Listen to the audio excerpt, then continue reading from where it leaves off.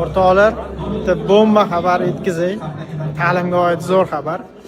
Mana hozirgina ikkita o'quvchimizni, yosh yigitlarimizni qo'lida 1 milliard so'mlik vaucherni ko'rib turibsiz. Bu nima deb o'ylasangiz?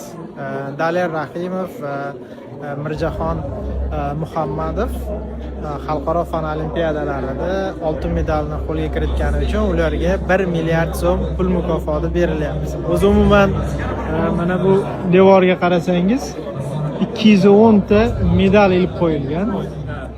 Ko'rinib turibdi medallar. Bular hammasi fan olimpiadalarida qo'lga kiritilgan medallar 2025-yilda. Jami 210 ta medal olindi fan olimpiadalarida va barcha sovrindorlarga, o'quvchilarga va ularning ustozlariga qancha pul mukofoti berilyapti deb o'ylaysiz? 13 milliard so'm.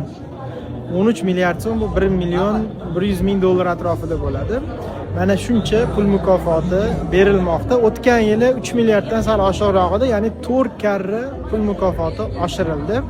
Mana bugun mana shu yigitlar uyiga milliarder bo'lib borishadi. 1 milliard pul topish. Siz ham 1 milliard pul topmoqchimisiz? Marhamat. Fan olimpiadasida oltin medalni qo'lga kiriting.